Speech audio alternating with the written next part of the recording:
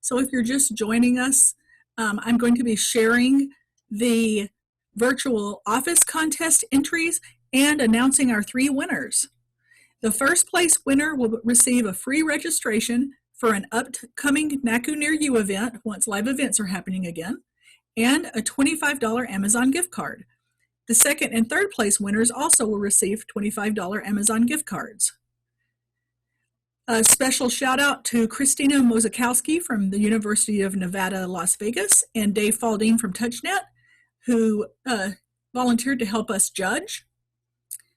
The first submission is from Janice with the NACCU office staff. Our staff has actually been working remote since before the pandemic. Janice says she would have cleaned up her office if she really could enter the contest, but this looks pretty efficient to me. And here's my office. It's not too interesting. The most interesting thing about my office are my dry erase calendars. Through some kind of weird Amazon glitch, I keep receiving dry erase calendars over and over again, and I can't get them to stop coming. I've given away so many sets of dry erase calendars to friends, family, and neighbors. The strange thing, though, is since the pandemic, I haven't gotten any. So I joke that we'll know when things are back to normal when I receive dry erase calendars from Amazon again. And now on to the real submissions. First, we have Jorge from UC Berkeley. He set up 2 work areas in his home. One is a sitting desk, and the other is for when he wants to stand.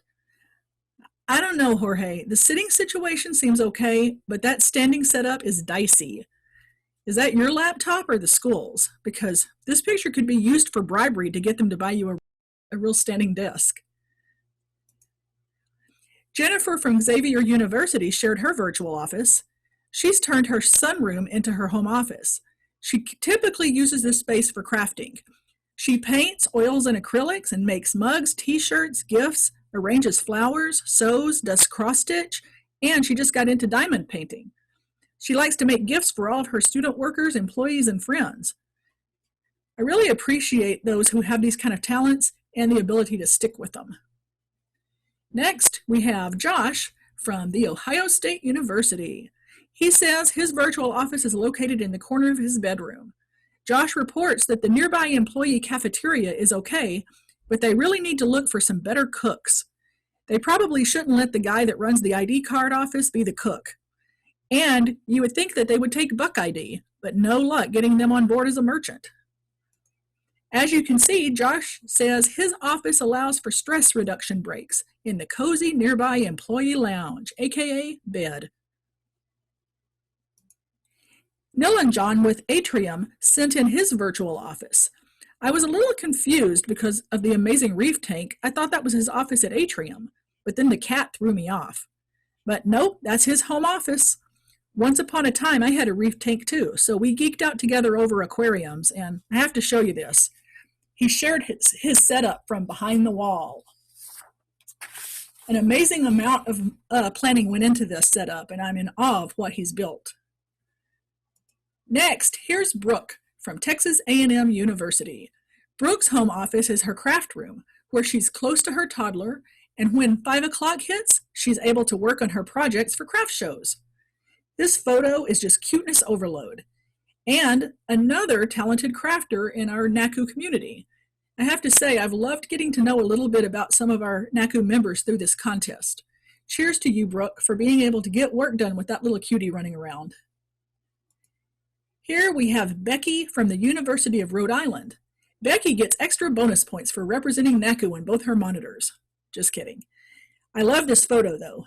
She says that she has to set up shop in the family room in the basement with the treadmill that never gets used. John Gear with Atrium sent us his office photo. I have to say the Atrium branding is on point.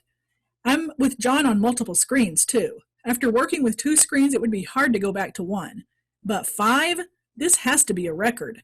It would be interesting to see how John works on 5 monitors. Here's Ken from Mercer University. He says that a dining room was never meant to be a home office, and that he got run out of the real home office, which is now the online high school. The dining room now serves as his office and Sarah's music room when he leaves. The window's nice though, lots of green out there. Alicia with Illinois Institute of Technology says that sharing space in the kitchen with a college student and an office clerk wasn't working well for her. So she had a talk with her coworkers and moved out to another space. Her office location was moved to the living room, and this space works perfectly. She has her corner office with a window view and on-screen music playing in the background. That sounds nice. Everything about this virtual office situation looks cozy and relaxing. Here is Jennifer from Georgian College at her home one-card office. She says she lives in a very small apartment, so her office in the corner of her living room now takes up 1/9 of her apartment. It's by no means ergonomic, but it's the best that she could do with the space and resources that she has. Jennifer says it has the added bonus of being somewhat mobile, so she can just shimmy over to the couch when she wants a change of scenery. The ironing board is an interesting tool for raising a monitor. Maybe Jorge should dump the stack of boxes and get an ironing board. Scott with Coastal Carolina University sent this office photo in with no context or explanation, but obviously he has set himself up in the perfect location for dealing with workplace stress, as we see with his bar in the corner. Kim from Emory University works in Little Miss D's playroom in a lovely home in the Atlanta burbs. The playroom is in the back of the house and it's away from everyone else. It also has a door which helps at Zoom meeting time.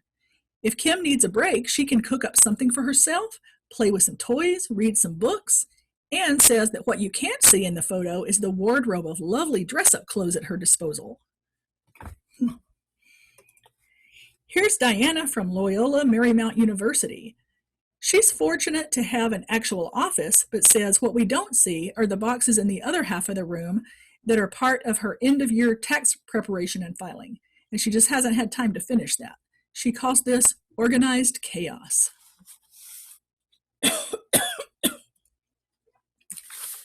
Diana had to bring her work chair home and is temporarily working with one monitor when she's used to working with 3 in the office. Hey, call John Gear. Maybe he has a few extras laying around. She's also been figuring out how to print at home with her old printer and has been updating her home and work computers to be able to work from home. I bet she has it all figured out by now. I hope. Sean with the University of Rhode Island works in the basement of his home in Wakefield, Rhode Island. He bought his virtual office on eBay for $7.99. Sean says the Caribbean theme in the background always gets a few laughs at online meetings, and that's what we need during these days when everything is so serious. That is so true, Sean. And it also helps block out his roaming children and pets.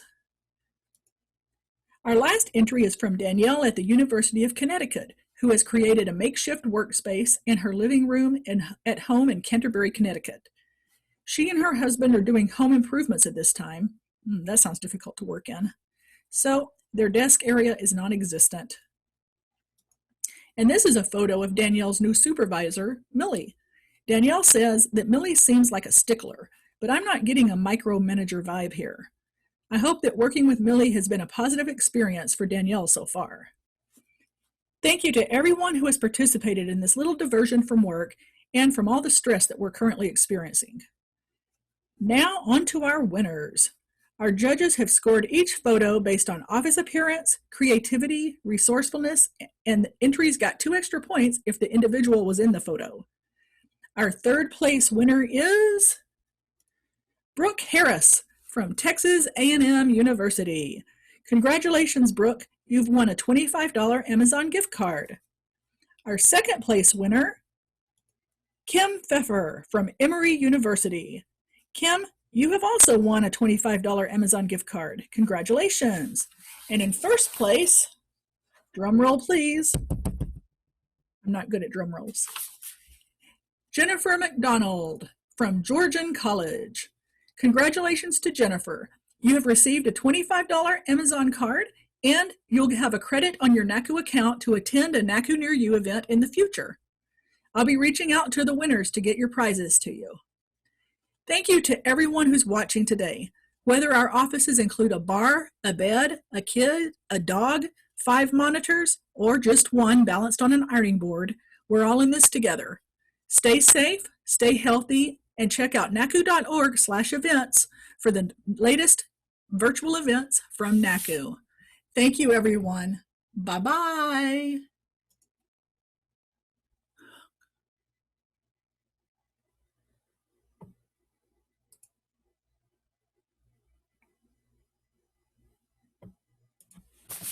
I don't want to do that again. I hope it worked.